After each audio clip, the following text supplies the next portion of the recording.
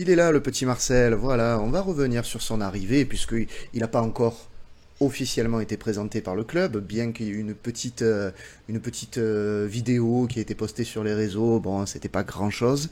Mais on va revenir notamment sur les conditions de son arrivée, les détails de son arrivée. Alors, a priori, on l'a dit, on part sur un contrat de 2 ans. Un contrat quand même de 330 000 euros par mois, donc le même salaire Mhm. qu'avait Tudor. On parle d'une dizaine de personnes qui vont l'accompagner, dont son fils, j'ai vu passer, qui a l'habitude de Ouais. travailler avec lui, qui est un des préparateurs. Qu'est-ce que vous pensez un peu de ses conditions d'arrivée, des détails de son arrivée, Thomas? Qu'est-ce que ça t'inspire? Est-ce que c'est normal ce qu'on lui propose? Bah écoute, oui, oui. Ce qui est bien, c'est que c'est un contrat de 2 ans et non Ouais. pas une année avec une année d'option. Donc ça veut dire quand même qu'il y a une envie de Longoria d'avoir Marcelo sur minimum 2 ans. Donc c'est quand même, je trouve, une petite information à prendre en compte. Ouais. Après, en termes de salaire, bon, j'ai envie de te dire, je pense que c'est dans la lignée un peu des salaires qu'on a pu faire ces derniers temps. Tudor, oui, c'est ça, c'est le même salaire que Tudor. Sampaoli devait gagner un petit peu plus, il me semble. Pas beaucoup. Pas beaucoup plus. Voilà, bon, on est dans des salaires, on va dire, à peu près équivalents. Donc rien de bien choquant. Et puis on peut même dire que Marcelinho, au final, a peut-être un CV un peu plus important que Tudor. Donc Oui. on est limite sur peut-être un peu une bonne affaire parce que bon, voilà, Ouais. il aurait pu peut-être demander plus, hein, ça aurait pas été choquant. Donc voilà, non, bon, je suis content que ça soit désormais officiel, voilà, même s'il y a plus trop de doutes. Et ça va permettre, d'ailleurs, j'ai eu déjà des petits retours par rapport à ça, que ça va permettre un petit peu de vraiment passer la seconde en termes de mercato et de valider des profils, etc. Donc ça va être intéressant. Ouais. Ouais. Axel, qu'est-ce que tu penses de cette arrivée? C'est logique ce qu'on lui propose à Marcelino? Ça va? C'est pas Ouais, trop. 2 ans. Bon, c'est vrai que c'est une information, hein. Je m'attendais pas à ce qu'on lui accorde autant de confiance tout de suite. Souvent, c'est du 1+1. On attend de voir un peu s'il arrive à faire une bonne année et on voit. Ouais, c'est que Longoria a confiance, veut lui donner la confiance. C'est un moyen aussi de l'attirer. Mhm. Son salaire, ouais, ça reste dans des proportions logiques. Le même que Tudor au final. C'est normal. Voilà, il me tarde un peu qu'il arrive quand même maintenant. Voilà. Oui, c'est ça. Maintenant, on est un peu Qu'il se, impatient de le voir à l'œuvre et de le voir en conférence, quoi, en fait, déjà. voilà, qu'il se présente, ses idées, voilà, voir un peu le personnage, quoi, parce qu'on le connaît pas tant que ça, nous, en France. C'est vrai. Donc, ouais, ouais, il me tarde de le voir quand même. Bon, très bien. Je vois que vous aussi, vous tardez un petit peu de le voir. On va commencer de suite avec qu'est-ce qui s'est passé autour de son arrivée. Tout simplement, ça a été tout de suite le bashing un petit peu des médias qui a été opéré à l'encontre de Marcelino. On a eu tout de suite des articles un petit peu à charge qui sortaient contre lui. On a eu vraiment des grosses réactions de la part aussi des supporters qui peut-être certains ont été entraînés par les médias. Qu'est-ce que vous pensez de ça? Est-ce qu'il y a vraiment une campagne politique des médias locaux, parce que c'est vraiment les médias locaux en priorité, qui a été menée pour le déstabiliser en quelque sorte, Thomas? Bah, tu fais bien de dire que c'est principalement les médias locaux, notamment la Provence, on va les citer. Parce que au final, j'ai pas forcément trouvé l'équipe ou d'autres médias, bon après il n'y en a pas 150, mais être trop à charge sur lui, enfin contre lui. Par contre, la Provence, bon, on a bien compris déjà que la Provence avait fait un autre choix de Ah oui, coach oui, oui. en voulant Christophe Galtier. Euh, D'ailleurs, je dirais la Provence, mais peut-être l'environnement marseillais. Alors, j'enlève Oui, les ce que supporters là-dedans, mais c'est je plus vois ce voilà que tu vas dire. l'environnement marseillais, un petit peu médiatique, qui voulait Galtier. Le problème, c'est que il y a eu un très fort rejet, notamment des supporters. Ouais. Mhm. C'était pas ça. Après, ce qu'il faut comprendre aussi, c'est qu'avec Galtier, je pense que pour les médias régionaux, ça aurait été beaucoup plus simple de travailler avec lui qu'avec Marcelinho. D'ailleurs, un petit peu ce qu'on m'a expliqué, c'est que le clan Galtier, au final, a voulu essayer de mettre en place un peu une espèce de deal de gagnant-gagnant avec les médias, du style on vous donnera des infos, par contre, vous nous poussez pour la candidature. Bon, Ouais, ça a pas pris du tout. Voilà, ça a pas pris du tout. Donc, ils ont pas essayé d'aller plus loin au final dans le truc. Mais bon, on voit clairement que la Provence va pas lui faire de cadeau, quoi. Ouais, voilà, je Non. mets à Il y l'écran direct. il y aura aucun cadeau de fait à Marcelino. non, Au non, moindre non. faux pas, ça va être compliqué, quoi. Ouais, mais on le voit, hein, le premier article qu'ils ont sorti de suite, c'était ça. Les supporters de l'OM ne sont pas emballés par le coach. Citation, ce n'est pas un premier choix, il fallait une pointure. Ça commence fort quand même. On me dit même, c'est pour vous dire, on me dit même que là, cet article-là, notamment, qui a fait beaucoup parler, les supporters en question, c'est même pas sûr que ça existe, hein. Oui. Ça pourrait être Ça m'étonne monté pas, de toutes hein. pièces. Voilà. Donc, On a retweeté, on en a à ce mis, niveau-là. on a juste mis faux dans le retweet, voilà. Pour être... Non, mais on en a à ce niveau-là au niveau de la Provence mais... qui est capable là de faire beaucoup de choses. Mais c'est pas étonnant, hein, c'est vrai, il est même pas arrivé, il en prend plein la tronche, et rien que pour ça, moi je m'étais dit je vais aller complètement à contre-courant et vous poser la question. Au final, on entend partout, voilà, gna gna gna, instabilité, gna gna gna, on progresse pas. Mais justement, Ouais. est-ce que prendre Marcelino, c'est pas progresser? Un entraîneur qui a gagné des titres, qui s'est frotté au plus gros en Espagne, qui a fini premier de son groupe en Ligue des Champions avec Valence, qui a été élu plusieurs fois meilleur entraîneur de Liga, bah, par rapport à Tudor, en vrai, est-ce que c'est pas meilleur? Moi, vous savez quoi? Je pense qu'on progresse, hein, en réalité. Quand on a un entraîneur, on a un entraîneur maintenant, je trouve, qui est bien meilleur que Tudor, qui a de bien meilleures références. Rappelez-vous, quand Tudor il arrive, on se dit, mais d'où il sort ce mec? D'où il sort? Il vient de C'est un Vérone. pari. Ouais. Voilà, ben là, on a justement l'inverse. Et les gens ne sont toujours pas contents.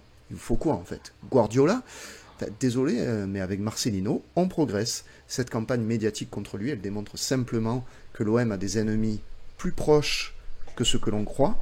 Des ennemis qui, en théorie, veulent le bien du club, mais en réalité, ils veulent simplement vendre des papiers. Et vu qu'ils n'ont pas d'infos pour vendre des papiers, ben, ils se vengent. Je l'avais dit il y a quelque temps, je crois que c'était à l'époque où on faisait le podcast, j'avais pu connaître les méthodes de certains médias par rapport à une expérience perso, donc des médias hors foot, qui n'hésitaient pas à menacer des entreprises de les détruire médiatiquement dans leurs articles si celles-ci ne leur donnaient pas des informations, ne leur donnaient pas accès à leurs locaux, ne les laissaient pas se faire interviewer. Ben, dites-vous que c'est forcément pareil dans le foot. Ça marche comme ça. Ça marche comme ça. C'est malheureux, mais c'est du chantage et ça marche comme ça. Axel, qu'est-ce que tu penses de cette campagne médiatique à l'encontre C'est à l'image des médias marseillais, hein. Rappelez-vous, à l'époque, Villas-Boas, qui était littéralement en guerre contre la Provence, qui était sans arrêt à charge contre lui, avant même qu'il ait de mauvais résultats. Franchement, le dernier article de la Provence, les interviews micro où des types disent c'est qui ce mec, il y a trop d'hispanos à Marseille, on est à la limite, je trouve. Tu juges un entraîneur qui n'a même pas encore été présenté. Dans quel état d'esprit tu le mets, l'entraîneur? Voilà, toujours clamé haut et fort que c'est un plan C, qu'en fait on ne voulait pas. C'est vraiment une campagne quand même de dénigrement, je ne comprends pas trop. On sait que les médias écoutent les médias locaux, mais vaut mieux qu'ils disent pas trop ce qui est écrit parce que franchement, c'est pas trop à l'image de son parcours au final, parce que je trouve qu'il a un CV intéressant, voilà, il a fait de belles choses et des moins bonnes aussi évidemment. Il y a eu pas mal d'interviews aussi d'anciens joueurs qui étaient en évidence que c'était quand même un bon technicien, un gros bosseur, qu'il n'avait pas toujours un point évident, mais on ne pouvait pas remettre en cause son expérience et son niveau global d'entraîneur. Moi, je ne comprends pas cette campagne de dénigrement de lui avant même le premier match. Un peu à l'image de l'année dernière sur Tudor. Hein. C'est ce que j'allais dire. L'année dernière aussi, ça avait un petit peu commencé comme ça. Et Tudor, il en avait pris aussi plein la tronche avant d'arriver. C'est quand même... c'est quand même incroyable qu'à chaque fois ça revient un petit peu comme ça, c'est un peu dommage. Et vous avez dans les commentaires, vous êtes plusieurs à le dire, qu'il y a plusieurs joueurs qui se sont prononcés sur sa façon de travailler, aucun ne s'en est plaint. Et effectivement, je voulais après y revenir dessus, mais voilà, vous avez totalement raison. Pas tout à fait, il n'y en a pas aucun qui s'en est plaint. Il y en a qui sont pleins, mais ils ont tout de suite été sortis des équipes généralement. Exactement. C'est plus dans ce sens-là, parce que c'est une méthode quand même, on va en parler après, mais qui est une méthode particulière quand même, hein, sa manière de fonctionner. Ah oui. Après voilà, est-ce qu'il peut... Voilà, bon, on dresse un portrait quand même là tout de suite élogieux, mais c'est vrai que ça nous a été présenté un petit peu, et c'est ça qui a fait jaser comme le deuxième ou le troisième choix.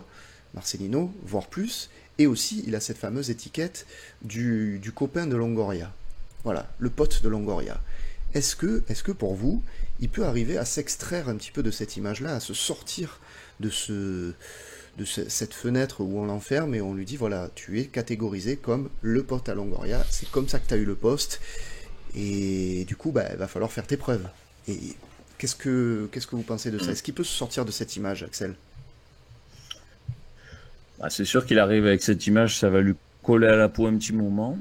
Après, c'est que par son travail, par les résultats, par le style qu'il va inculquer à l'équipe, voilà, ce qui va faire vibrer le stade. Enfin, c'est vraiment par les résultats, je pense qu'il peut un peu se décoller de cette étiquette. Aussi un bon petit mercato bien senti avec Longoria, ça peut aussi un peu enflammer les foules et faire oublier cette espèce de lien entre les deux. C'est surtout avec le jeu, les résultats, la Ligue des Champions en mois d'août. Je veux dire, si on passe, tout de suite on se dira bon, on s'en fout que ce soit l'ami de Longoria. Non, c'est pour moi, ça peut très vite disparaître si les résultats sont au rendez-vous. Ouais. Le roi cochon qui nous dit dans le chat, ils disent que c'est un plan C, mais personne ne le sait. En vrai, Pablo, il a toujours fait des fausses pistes. Et perso, je pense qu'il le voulait vraiment. Qu'est-ce que tu en penses, Thomas? Il peut s'extraire de cette image du pote de Longoria? Longoria le voulait vraiment? Comme l'a dit Axel, pour moi, il sortira de cette image uniquement en cas de bon résultat, en fait. À ce moment-là, en fait, ça sera plus un sujet. Et d'ailleurs, je pense qu'on mettra même en avant la relation Longoria-Marcelino en disant que c'est super bien, c'est une bonne jeu, etc. Par contre, dans le cas contraire, si jamais c'est compliqué en termes de résultats et que Longoria il accorde toute sa confiance à Marcelino comme il a fait avec Tudor, là, à ce moment-là, c'est un truc qui va vite se retourner contre Longoria en disant mais tu le soutiens parce que c'est ton pote, voilà. Donc ça va être à double tranchant cette histoire. Hein. Ouais. Mais pour moi, le seul moyen pour Marcelino de faire oublier cette image-là du pote à Longoria, c'est uniquement avec les résultats, quoi. Ce sera que le terrain. Il pourra faire toute la communication qu'il veut parce qu'on voit déjà qu'il commence à faire un petit peu de communication. Tu vois, un truc tout bête, mais il a fait par exemple un truc que Tudor n'a jamais fait en un an, c'est de mettre un tweet sur Twitter en français c'est vrai. En disant voilà, bonjour, je suis ravi d'être là, etc. Voilà. Bon, ça, Tudor l'a jamais fait. Ouais. Bon, et ça, il peut le faire autant de fois qu'il veut, ça va pas enlever le côté pote à Longoria. Tous les mecs qui vont vouloir le charger, le premier axe, ce sera ça en fait. Bien sûr. Polaris, il est d'accord avec vous, il dit les 10 premiers matchs seront déterminants. Mitroglou nous dit avant d'être pote de Longoria, c'est avant tout celui qui a tout appris à Longoria, et Longoria l'avait déjà dit, effectivement. Tilmaland nous dit perso, s'il a des résultats, il peut même être son amant. On en a rien à faire. Après, il faut avouer que s'ils étaient pas potes, pas sûr que Longoria aurait pensé à lui. Peut-être pas. Après, je sais pas. Ça, je sais pas, parce que c'est quand même un entraîneur qui a été élu 3 fois meilleur entraîneur en Liga. Certes, c'est pas un entraîneur qui a entraîné dans des gros clubs. Enfin, des gros clubs, on s'est compris. Des grands clubs. Des grands clubs, voilà, plutôt. Mais non, je pense qu'il a une vraie cote. La dernière fois qu'il a entraîné, c'était quoi, il y a un an. Donc c'est pas non plus un entraîneur un peu largué, là que tu ressors un peu de nulle part. Donc non, voilà, je pense que lui il avait fait le tour de ça en Espagne, hein, il a fait tous les clubs qu'il pouvait faire en Espagne en dehors du top 3, donc et comme on sait quand même que Longoria a cette fibre espagnole, évidemment, hein, donc voilà, je pense que son nom serait arrivé même si il n'y avait pas de lien entre les deux. Moi après je me suis dit je pense que ce rôle du pote de Longoria, il va très vite en sortir, même. Auparavant, voilà, vous l'avez dit dans les commentaires, c'est lui qui avait appris à Longoria comment analyser les joueurs, la tactique, etc., qui lui a appris un peu les rouages du foot, on va dire. Et là, le rapport de force qu'ils avaient auparavant, de mentor à élève, en quelque sorte, il est un peu inversé. Mais je vois mal cet entraîneur s'écraser complètement. Je veux dire, il est intelligent, il va pas dire en public qu'il n'est pas d'accord avec Longoria, mais je pense que lui imposer des recrues, ça ne marchera sûrement pas. On a eu des échos comme ça sur ses anciens clubs où ça s'est très mal passé. Visiblement, c'est quelque chose qui est assez essentiel pour lui, et ça a l'air d'être quelqu'un de très direct aussi avec ses dirigeants. S'il y a quelque chose qui lui plaît pas, il va le dire. C'est fort possible, par contre, en interne, je disais qu'il rentre dedans à Longoria, mais surtout peut-être à Ribalta, je me disais. Le souci, ça sera surtout là, à mon sens. La relation Ribalta-Marcelino, qui risque parfois de faire quelques étincelles, vous pensez pas? Je crois que c'est les cigales qu'on entend chez Axel, non? C'est possible. Ouais, j'entends les cigales. On vous les met en fond, c'est pas magnifique ça? Non, mais ouais, vous pensez pas qu'avec Ribalta, par contre, ça peut faire des étincelles Ouais. Moi, j'ai cru comprendre qu'il s'était un peu opposé à Ribalta. Hein. Oui, non, mais c'est plus que c'est plus qu'une supposition, c'est que ça peut. C'est le choix Longoria. Ah oui, c'est 100% le choix de Longoria. Ribalta était plus sur un entraîneur italien, un peu à la Tudor en fait, enfin italien qui venait de championnat d'Italie. Ouais. Mais là en fait, bon, ce qui peut sauver un peu l'histoire, c'est que Marcelino va pas forcément trop être intrusif dans le mercato, donc il va pas trop aller sur le terrain de Ribalta. Donc ça pourrait sauver un peu le truc. Mais effectivement, Ribalta peut commencer à se dire bon, je suis en infériorité numérique quoi, dans ce coup-là quoi. Parce que là, j'ai en face de moi un duo en fait. Enfin, en face de moi, vous avez compris quoi. Mais c'est plus dans l'idée ce choix de coach a un peu fragilisé malgré tout le rôle de Ribalta. Après, pour répondre à la question de Tibalon, il sert à quoi Ribalta? Il a quand même un rôle aujourd'hui en termes de mercato. Faut pas croire que Longoria prend toutes les décisions au niveau du mercato.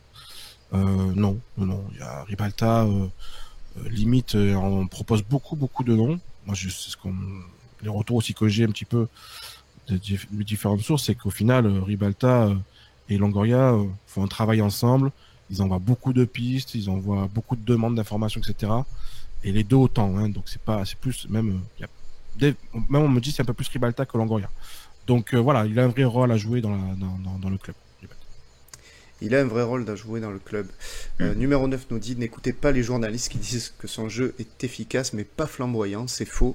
Il est pragmatique en attaque, mais le positionnement de son schéma tactique donne toujours une solution. Ça joue quoi, en fin de compte. Ah ouais, ça joue quand même. Ça joue avec les équipes de Marcelino. Mais d'ailleurs, justement, on va se poser une question, alors pas par rapport à son jeu, mais par rapport à ses méthodes un petit peu.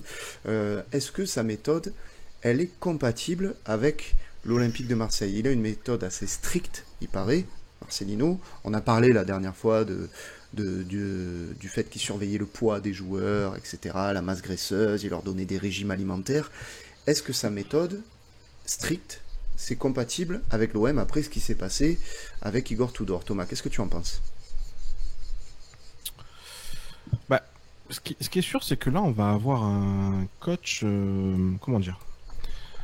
Je me demande s'il n'est pas plus sévère que Tudor, et peut-être plus pédagogue. Ouais. C'est-à-dire que là, on est sur quelqu'un qui va vraiment essayer de cadrer tout le monde. Par contre, il y a une manière de faire qui va peut-être plus passer. La manière de l'amener, sans doute, parce qu'avec Tudor, c'était très brutal. Il n'y avait pas trop le choix. Là, on va être sur quelqu'un peut-être qui va malgré tout amener des vraies limites, mais qui va essayer de les amener peut-être différemment selon les personnes. C'est un petit peu aussi les retours que les anciens joueurs ont fait, c'est que voilà, il a quand même un côté très, il aime bien parler avec tout le monde, un peu plus psychologique, etc. Donc voilà, ça peut être intéressant. Donc je pense que par rapport aux joueurs, ça peut fonctionner. Maintenant, moi, il y a un truc quand même qui me fait un peu peur dans cette histoire. C'est que si tu prends un peu quand même la situation historique de l'OM, l'environnement marseillais dont on parle souvent, moi je me demande si tout ça peut aller avec de l'exigence, du professionnalisme. Les tentations ici sont très nombreuses, on le sait, pour les joueurs. Il suffit de voir un peu sur les réseaux tout ce qu'il peut avoir. Donc moi je valide le fait que Longoria va amener cette culture de la gagne, de l'exigence, etc. Mais est-ce que vraiment ça pourra un jour fonctionner? Moi j'ai des doutes quand même par rapport à ça. Ça peut pas se mettre en place dans 2-3 ans, tu vois. Pour moi c'est un truc qui va se mettre en place mais sur une dizaine d'années. Est-ce que Longoria sera encore là dans 10 ans? On en a absolument aucune idée. Est-ce que Longoria, au final, il joue pas très gros quand même avec Martinelli? Parce que si c'est un échec, Martinelli, est-ce que Longoria peut survivre à ça? Je pose vraiment la question, très sérieusement. Donc voilà, je trouve quand même qu'il prend des risques en prenant un entraîneur avec une vraie méthode comme ça, stricte, mais malgré tout, c'est ce qu'il faut. Donc voilà. C'est ce qu'on cherche à mettre en place. C'est ce qu'on cherche aussi. Temps. C'est ce qu'on cherche à mettre en place. Mais tu vois, par exemple, tout le monde s'est plaint que Payet avait été maltraité, etc. Enfin, il y a beaucoup de supporters qui ont entendu ça. Hein. Oh oui. Donc, tu vois, pour eux, l'exigence, le professionnalisme, peut-être que ça leur parle pas du tout. Hein. Et très rapide. En fait, s'il n'y a pas les résultats, encore une fois, je reviens un peu au même point, mais s'il n'y a pas les résultats, c'est toujours pareil. Hein. Tout ça peut se retourner contre Martinelli, contre Longoria. Bien sûr. Non, mais c'est clair. Après, voilà, moi, sur sa méthode, je pense que c'est largement, oui, absolument, c'est largement OM compatible. Pour moi, c'est exactement même ce qu'il faudrait. Je vais citer aussi, j'ai lu tout à l'heure un excellent article de Alexandre Coiquil dans Eurosport, qui disait que voilà, on a ici un entraîneur super exigeant, mais en même temps, qui arrive à nouer de vraies relations avec ses joueurs. Et moi, c'est ce que je voulais, en fait, au début. On est quand même très éloigné de la méthode stricte et froide d'un Tudor. Ici, Marcelino, c'est un type, ok, qui est obsédé par l'exigence, etc., mais il est aussi obsédé par l'idée de construire un vrai groupe dans ce que nous dit cet article, par l'idée de bâtir un vrai esprit d'équipe. Il contrôle effectivement les régimes alimentaires, le poids, il est hyper attentif à tous les détails aux entraînements, mais tu sais quoi, c'est parfait, moi, je trouve. Hein. Dans l'article aussi, voilà, vous en parliez tout à l'heure, moi, je trouvais que c'était surprenant. Au départ, ça m'a vraiment surpris. C'est qu'on a des joueurs qui se sont fait gentiment dégager par Marcelino et qui pourtant disent que c'est l'un des meilleurs entraîneurs qu'ils aient eu, sinon le meilleur. C'est parlant, quand même, ça. Moi, je trouve que c'est super parlant. Et donc, que sa méthode, elle a beau être exigeante, ben, malgré tout, elle porte ses fruits. Elle porte ses fruits auprès des joueurs, non, Axel? Qu'est-ce que tu penses? On voit que c'est un entraîneur comme qui arrive à faire progresser ses joueurs par le travail spécifique, la vidéo, la tactique. Tout ça, je trouve c'est intéressant. Voilà. Valoriser les joueurs, les faire progresser dans le temps. Mais pas forcément fait, je trouve, Tudor. Bon, pour moi, l'avantage, c'est quand même qu'il connaît Longoria, qu'il a l'habitude de travailler avec Longoria. Et j'espère qu'il a un petit peu analysé le groupe, qui est qui a quelle personnalité. Et je pense qu'avant même de commencer l'aventure, il va déjà penser à qui doit dégager, en fait. Oui. Payet, est-ce qu'il va rester? Un Guendouzi, le comportement l'un de l'autre, des autres, pas forcément que ces deux-là, d'ailleurs, il y a d'autres comportements à analyser. Je pense qu'il va pas forcément s'embarrasser, prendre tout le monde dans ses bras, voilà. Enfin, il va en dégager probablement certains. Hein. On n'est pas à l'abri de surprises dans ce mercato, de vente, voilà. Ah oui, non, mais ça c'est clair. Hein. J'avais vu. Non, mais je pense qu'il va dégager. Thomas avait retweeté, voilà, les joueurs selon Foot Mercato qui pourraient être en danger avec l'arrivée de Marcelino. Il va pas hésiter à en dégager. Alors là, il y avait une liste, ça mettait Klose, Rongier, Under, Payet et Malinowski. Bon, à voir effectivement ce que ça va donner, mais. Je pense niveau état d'esprit, voilà, il va pas s'embêter. Hein. Ceux qui rentrent pas dans le moule, merci, au revoir les mecs. Longoria a l'habitude de le faire aussi. On a déjà commencé à le faire l'année dernière avec Tudor. Ça peut faciliter aussi les choses, hein, des joueurs 100% impliqués. Après là sur la liste de joueurs, c'est pas forcément c'est pas sur le côté professionnel. État d'esprit. Oui, on est bien d'accord. Hein. C'est plus pour des raisons, on va dire, tactiques. Même si on pourra en reparler de cette petite liste-là, parce que j'ai eu des petits compléments d'information par rapport à ça. Bon, c'est peut-être pas si clair que ça non plus. Voilà. Je suis d'accord avec toi, Tim Malone, quand tu dis Marcelino, on sent qu'il a une méthode que, si elle est stricte, ça a l'air plus justifié, en tout cas, ouais, comme tu dis, là où un Tudor, il avait été strict juste par entêtement, en quelque sorte, et on le voyait qu'il changeait pas de ligne de conduite. Après, bon, on verra, hein, parce que pour le moment, c'est facile, on l'a pas encore vraiment vu à l'œuvre à l'Olympique de Marseille, donc on en reparle peut-être dans un an, mais a priori, oui, ça a l'air moins entêté qu'un Igor Tudor. Et puis voilà, donc je regarde un petit peu vos commentaires. Et puis Marcelino, il est pour faire jouer les jeunes, le centre de formation va devenir un vrai centre de formation. On va voir, on va en reparler tout à l'heure d'ailleurs, parce que vous nous aviez posé une question là-dessus, on y répondra en fin d'émission, on va un petit peu en reparler, mais ouais, ça peut, pourquoi pas. Donc oui, voilà, donc moi je pense, globalement, Marcelino, largement compatible avec l'Olympique de Marseille, avec ce que l'on veut, ce que l'on souhaite mettre en place, et je pense que ça peut clairement le faire.